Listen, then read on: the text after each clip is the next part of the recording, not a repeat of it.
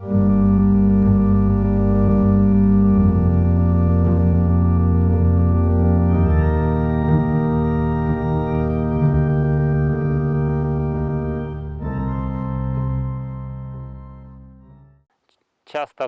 topic is often being discussed by ornithologists at conferences. From my personal experience, I can tell that often the forest rangers are not aware of the rare birds of prey nests even on their own subunit areas. I think this is a good thing, because when the location of some nest gets known, the pair of birds nesting there might often be considered a vanished one.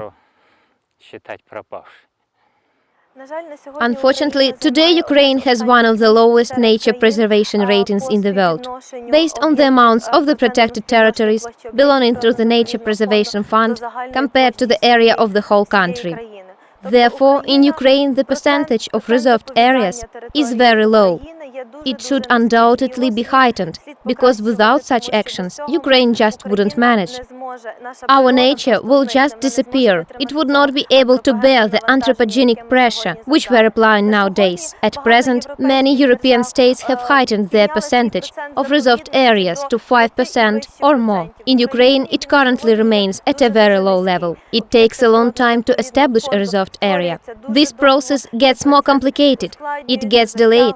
A lot of conflicts with local people arise, which makes the process of registration of state acts on land impossible. This makes it impossible to estimate the borders of these reserved areas belonging to the Nature Preservation Fund, and this in its turn allows to break the laws on the reserved territories in many ways, including the illegal cuttings.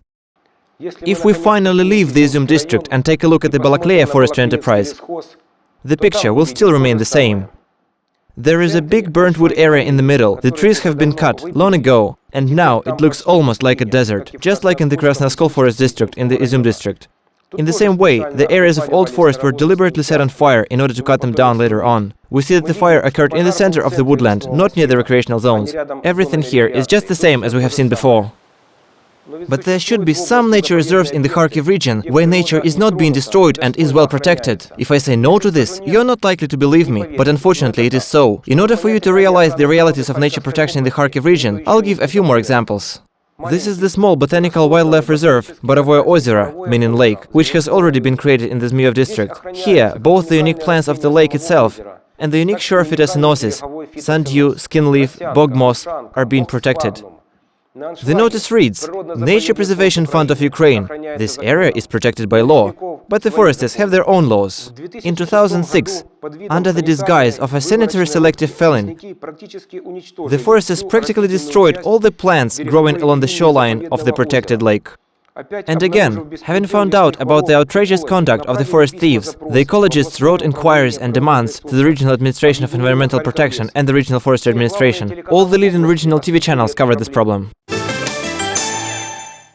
The Botanical Wildlife Reserve Borovое ozero in Zmyov region is under the threat of disappearance. The unique natural area that was formed 2.5 million years ago, right after the glaciers disappeared, numbers hundreds of the relic plants. The foresters, whose job is to protect the small area of the virgin forest, have already felled the trees on the area of 4 hectares, using the sanitary fellings as an excuse. Now the forest activity has been temporarily stopped, but biologists fear that the mass cuttings may continue. Borovое ozero was formed 2.5 million years ago on the site where the glacier used to be before. It is surrounded by a real prehistoric forest. Under the canopy of pines and aspens, the unique paludal plants, which are totally uncharacteristic to Kharkiv steppes, can be found. Polessia is the only area in Ukraine where such rare plants can be found. There are many relict plants and mosses around this lake, including bog moss, skin leaf, 5 species of ferns, and some other plants that were brought here with the glacier and started growing when the glacier melted. This is the only place where these plants can be found. The fellings were first noticed by the biologists who regularly conduct research of the prehistoric flora. They think that the foresters have not only destroyed the valuable forest, but also the plants that lived in the shade of the trees. The foresters insist that it was a usual sanitary felling of the old and damaged trees, as opposed to the industrial harvesting of the forest. It is possible. We might have accidentally damaged some plants in the process of work, but the biologists' accusations that we have totally destroyed the wildlife reserve have nothing to do with the real state of affairs. First of all, we didn't even work on the whole territory of the reserve. Responding to the biologists' complaints, the Regional Administration of Environmental Protection conducted an investigation and forbade the further felling of the forest. However, the officials state that everything was done on lawful basis and the sanitary activity was approved by the administration. These were the suggestions we came up with. To take away the cut-down trees, do not damage the understory, the grass and the ground layer. Do not conduct any fellings in the inshore zone of the reserve, which could affect the state of the natural complex. There are over 100 of red-list paludal types of grass listed in the Charter of Immunity of the Nature Reserve.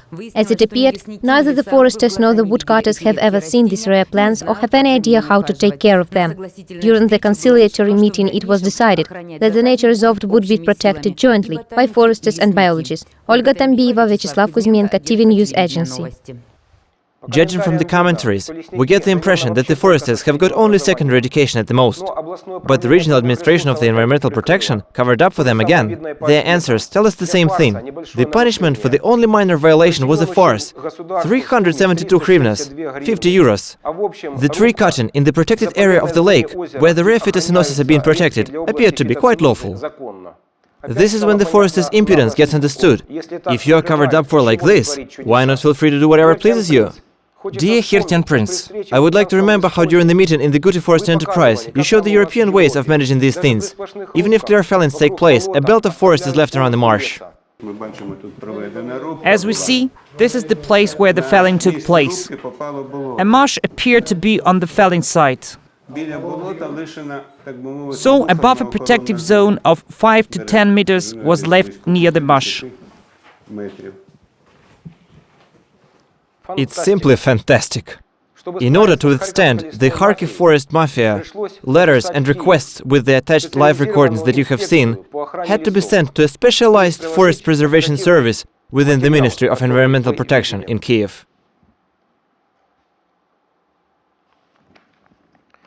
In the course of a serious check, the statement listing all the violations that occurred during the felling in the inshore zone of the Botanical Wildlife Reserve Valeriy Ozero was drawn up. According to this statement, the guilty side was threatened with sanctions worth tens of thousands US dollars.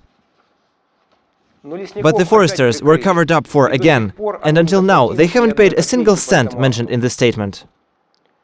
Mr. Prince, for some reason I keep remembering the materials that you presented in the Guti Forest Enterprise.